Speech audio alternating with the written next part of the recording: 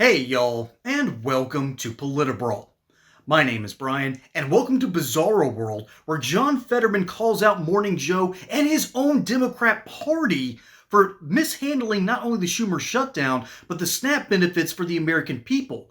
We're living in a crazy timeline. Let's dive in. What were you thinking, and why do you think it was in the best interest of the people of Pennsylvania? Well, absolutely. It was always just country over the party. And now people it never made any sense to shut it down at that point anyway, because now if the Democrats in the Senate now decides in January, you're going to have the opportunity to shut it back down. And now we have a lot of time to make the argument to the nation that we want to extend those tax credits and I actually voted countless times for those now too, and I'll be the same guy that's going to vote for them as well. Now, I refuse to put 42 million Americans, food insecurity in the middle of that. And now, why would we want to make flying left safe and that kind of chaos across our airports in the nation now too, and all the unions pay the military, pay everybody. And now that's a core responsibility for me as a senator to make sure that our government stays open and to continue to advocate the kinds of core values as a Democrat. And I'm not changing the party, but it's like, if a Democrat's not allowed to say, hey, it's wrong, it's always wrong, to shut our government down. I think that's pretty reasonable because that used to be our official position on it, honestly. Right. Hey, Senator, let me ask you about exploding health care premiums. Obviously, Democrats, yourself included, it's about timing, want to make sure that those ACA benefits and subsidies continue. Could you talk a little bit about how much Pennsylvania voters are feeling the crush of rising insurance premiums? Yeah, well, now let's also part of the history in all of this. These subsidies that was wrote by us, the Democrats. The Democrats wrote that, and they were designed to expire at the end of the year. When we were in the majority, we wrote that to expire, and now here we are back now to have this conversation. Now, compare that in Pennsylvania, 2 million Pennsylvanians rely on SNAP to feed themselves and their family, and around 400,000 they receive these kinds of tax credits. And now we can fight for both. And that's, for me as a Democrat, that's what I'm doing. For me, the core kinds of disagreement perhaps is that shut our government down and hold all those people hostage. And I refuse to do those things. It's been a very easy vote. And I know many Democrats think that's smart to plunge us into that kind of chaos, but I refuse to do those kinds of things. And that's really at the core. And now we have a lot of time to make that argument. And if this is going to touch a lot of Republicans and their constituents, and I think it will, and now they will agree some version of that, say, hey, let's now, create more kinds of tax credits to make healthcare more affordable. And I think that is possible. Mike Barnicle is with us, and he has the next question. Mike. Senator, how many families in Pennsylvania depend on SNAP benefits? And were you 2 million. How many? 2 million. 2 million. 2 million families. Oh my God. So were you surprised at all with the intense effort made by the Trump administration to keep going to court to prevent families from receiving SNAP benefits? No, not surprised. I'm just saying it's like, just keep it open. And now, as long as we keep our government shut down, we're not getting SNAP and we're not getting those tax credits that for the healthcare either. You're getting neither of them. And now, with our government is open, all of that now returns to us. And now we can have the opportunity to sell that to the American voters. And now the people, the real audience are the Republicans in the House and in the Senate to agree, yes, let's do this. But to people that are watching, it's like the Democrats, we designed these to expire at the end of the year. This wasn't something the Republicans are taking. It's like, that's how we designed this. And Senator, good morning. We should get you on the top story of the day, the Epstein emails released yesterday. Give us your reaction to what you did read yesterday, and also what do you hope happens next? What else do you want to see make the light of day? I think what's going to happen is, and it's entirely appropriate. Release everything, release all of them. Another one of my questions is like, we sat on those for 4 years too. So I don't really understand, either. There are a lot of questions. So when everything is released and everything comes out, and then we'll have a more full picture of exactly what's involved in all of these kinds of things. Fetterman understands his own constituency that relies on EBT. 2 million people. He quoted that immediately off the bat. Now, granted, this is MSNBC. It's Morning Joe. They're going to treat him with kid gloves.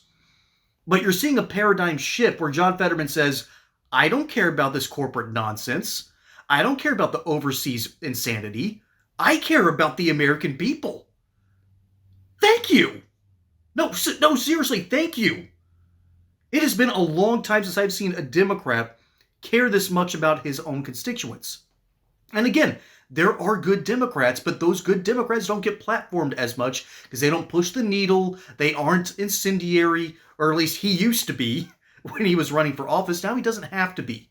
He gets to be the senator that Pennsylvanians want. And while I'm not Pennsylvanian, well, I'd rather have a Republican.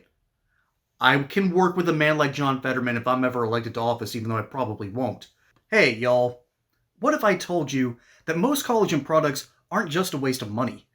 They could be loaded with toxins that lead to skin issues, heart problems, and even cognitive decline. Sounds scary, but it's true. See, collagen is the most abundant protein found in the body, and our natural supply runs lower as we age. That's why so many people are turning to collagen to help with joint pain, bone health, and even look years younger. But here's the catch. You have to know what you're looking for, or you might be doing your body more harm than good. So before you buy another tub off of Amazon or from your local store, go check out the top 5 collagen warnings that every American needs to see, and take advantage of this special offer.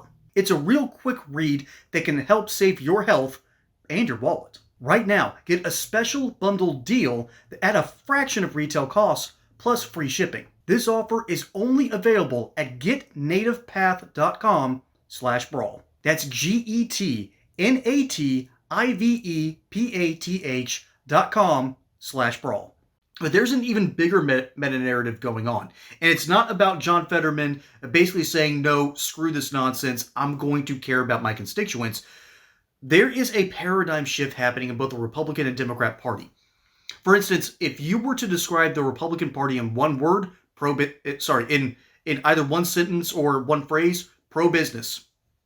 Okay? If you were to define the Democrat Party, historically speaking, since its inception, since the Republican inception in 1856 and the Democrat inception in 1828, although technically I think that they've really been around since Thomas Jefferson first ran for president in 1796. And it's been pro-little guy. The little guy used to be the small-time farmer. Then it became the industrial worker / factory worker. Then it became the minority voter. And I quite literally mean minority. You can tell I'm not exactly melanin enriched. And then it became the pro-LGBT voter, but now it's the pro-corporate voter. The Democrat Party is the party of the corporations now. That flies in the face of the Republican mantra of being pro-business. You now have Republicans like Josh Hawley saying, yeah, we might need to start being pro-union. You had the Teamsters Union speak at the GOP convention in 2024. We're watching a paradigm shift in real time, and I even have to look a little bit inwards on our own side. I've already talked about Josh Hawley, but I got to talk about someone else, Marjorie Taylor Greene. She's starting to flip a little bit. She just went on The View. Granted, she didn't give the interview that we were all hoping for, and there's people in her constituency that aren't happy. By the way, I'll spill the tea on one thing. The Chamber of Commerce of Dalton, Rome, and pretty much every county hates Marjorie Taylor Greene. I can say that. I'm in her district. I've got the scuttlebutt. I've got some interesting details about that campaign. She's going to get primaried hard, and it's going to be very, very close in 2026. And so she's trying to remind people that, hey, what we're doing in Washington doesn't work. So I'm both going to say that things are happening, but I'm also going to defend her a little bit because she understands that the way you normally do business in D.C. is changing. And the American people are tired of the nonsense. We're tired of the Democrat nonsense coming out of the left stream media, and that's what John Fetterman's reacting to here. That's what he's trying to cut through. He doesn't care about the fake stories around the files, because right now, what's been released has been nothing. I've got to talk about it briefly, but it's been nothing. There's no new evidence. Unfortunately, no matter which way you slice it, no matter which side of the aisle you're on, there's nothing new or incriminating. And so it's just a big nothing burger. And so, of course, Fetterman's just passing it off and almost rolling his eyes, but that's not the kind of man he is. He's not a dismissive kind of person. He takes it and then wants to talk about the issues he wants to talk about. And that is the ridiculous shutdown that was completely unnecessary. That's why he was one of the gentlemen and one of the senators. Strangely enough, Dick Durbin was one of the senators that crossed the aisle and voted for the CR. And now they're hoping for a robust discussion about the Obamacare subsidies, which I've got a sneaky suspicion are now going to pass. Granted, I am not a pro-Obamacare person. Never have been. And I was old enough to remember the debates.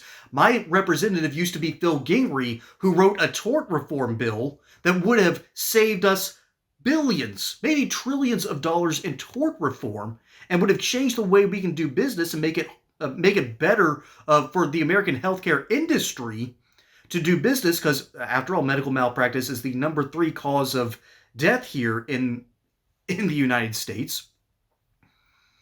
And it didn't see the light of day because Nancy Pelosi wanted an Obama bill. But that's getting too deep in the woodshed here. What I'm trying to get at is Fetterman and MTG are part of this new changing paradigm shift that we've never seen before in American politics. It has never shifted like this, where the core ideologies of the Democrat Party and the Republican Party are starting to flip. There was never, by the way, a party switch, okay? That is the biggest myth in American political history, because the Republican Party has always been the pro-business party. And the South, once air conditioning got introduced into the South, they started looking at Barry Goldwater and going, wait a minute, now you're making sense. Now the pro-business stuff makes sense. We don't need these subsidies anymore. We can be pro-business. And that's why Tennessee, Florida, Georgia, North Carolina, and Texas are the leading business states on the American stage. It ain't California anymore. It ain't the Northeast coast. It ain't the Midwest. Unfortunately, the Midwest deserves a revival. In both senses of the term, by the way.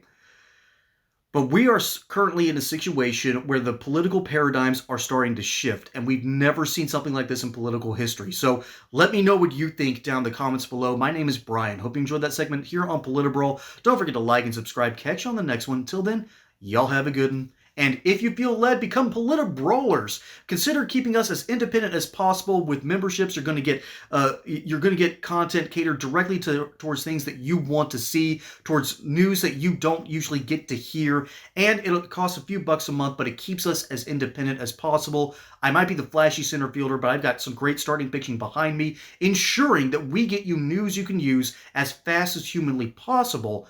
That's what we're geared towards here. So regardless, y'all have a good one.